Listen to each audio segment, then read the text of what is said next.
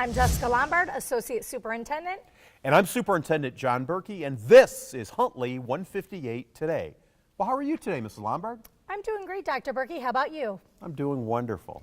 So, Dr. Burkey, today is the last time you are hosting Huntley 158 Today. How does that feel? It actually is. This is going to be hard. We've been doing this show for a year and a half, and next week is when I leave the district for a new job. And so this is, I guess, my last hosting gig, as they say, of Huntley 158 Today. But I'm really proud of what we've done. I think we've done a lot of good shows over the last year and a half and been able to interview a lot of people and provide a lot of good information to our school and community. Absolutely, and I know I'm going to be sad to see you go, but now I get the good seat. Yeah, and I hear you've already been auditioning people, and so it'll be exciting to see who joins us each week. Who follows. But this show, like none other, will be a great show because we have some great guests. Absolutely. Today we have some special guests as part of the National Honor Society, and we'll have them introduce themselves. But we have Mrs. Lyons, who is a teacher here as well as the sponsor of the National Honor Society here at the high school.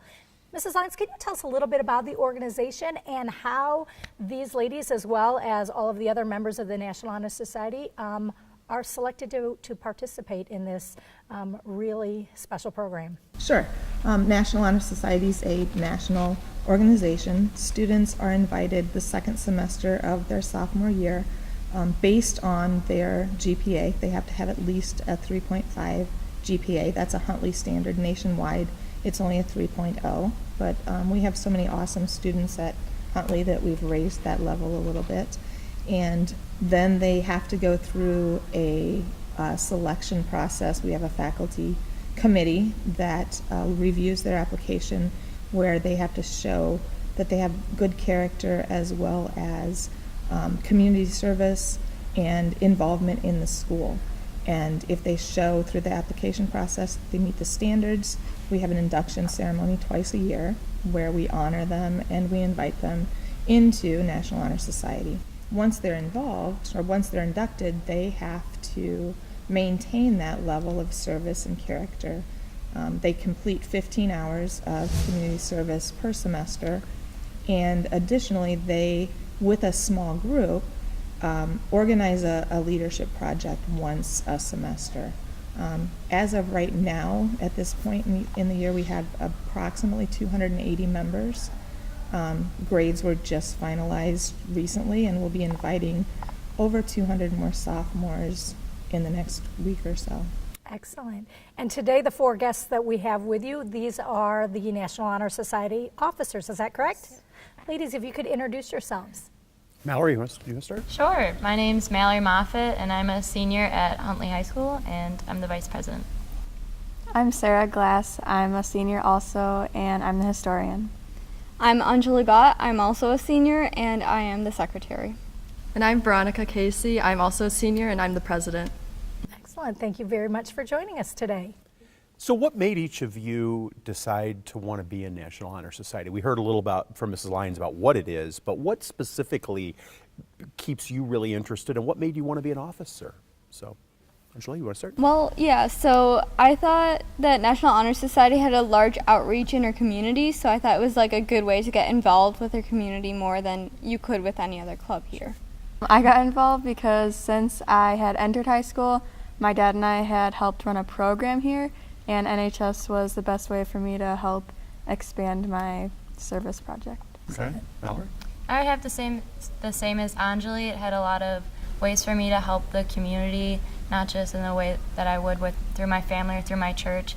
I just get a much different feel for what it's like to volunteer in different aspects. Okay. Veronica? And yeah, not only outreaching into the community, but also I saw it as an opportunity to become a leader, and becoming an officer was that further step towards developing these skills.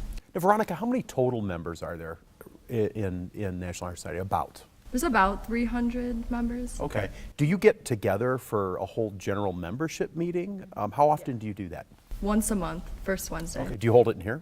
Yeah. So this is probably the only place you can all fit, and you get to run the meeting as president. Yeah, all four of us. Yep. Okay. No, that's great. Now, I know each of you talked a little bit about that outreach and some of the service or the leadership projects. I'm going to ask each one of you to talk a little bit about one of the ones maybe that you oversee or run or participate in, And the first one is one that I know a number of organizations and buildings get involved with, as well as, and that is part of the Adopting a Family for Christmas time. So who would like to talk a little bit about that one? Is it you, Sarah? My small group project actually runs that. I've gotten the privilege to outreach to NHS, and this year pretty much the whole district. And this year we actually ended up helping 65 families between 4 and I think 9 members. And so we're so blessed to have clubs and families that are willing to just take these and spend their money or give their resources to help them have a Christmas that they usually wouldn't. And then every year we have a big wrapping event, and you have to wrap all the presents and bag them up.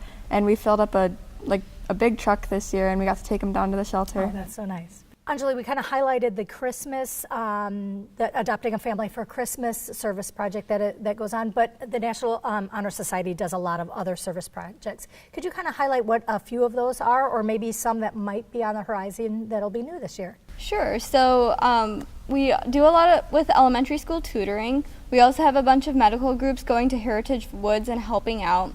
We have a 5K that's planned for St. Baldrick's coming up soon, and we do a lot of fundraisers. For example, we had a Clover's Night that raised money for Mrs. Banco a while back, and we also did a breast cancer fundraiser. Thanks. Now, as you said, you're all seniors. You've all done very well in high school, obviously. So what are your plans after high school? Anjali, you want to start? Well, I don't know exactly what college I want to go to yet, but I know I want to definitely major in some form of business field and then go on to law school. Okay. Are there a few colleges you're looking at, or is it still really open right now? It's really open right now. Okay. Well, great. Well, good luck as you go into that. Sarah? I'll be majoring in chemical engineering at either University of Arizona, University of Alabama, or Louisiana State University. Okay, so we've got some choices, and I think from what I heard, they're all warmer locations. So Definitely. in this last week of January, it looks pretty inviting to go to a school like that. Mallory, what about you? Well, like Sarah, I'm going south as well to the warmth. We have a common theme here. Yeah. I'm planning on majoring in neuroscience or biology, depending on where I go, and go the pre-med track. My top 2 schools are Baylor University in Waco, Texas, and Ole Miss. Oh, great. Okay, Veronica. I'm torn right now between University of Minnesota, Twin Cities, or University of Illinois, Urbana-Champaign. And I know that I definitely want to study environmental policy and then go on to law school.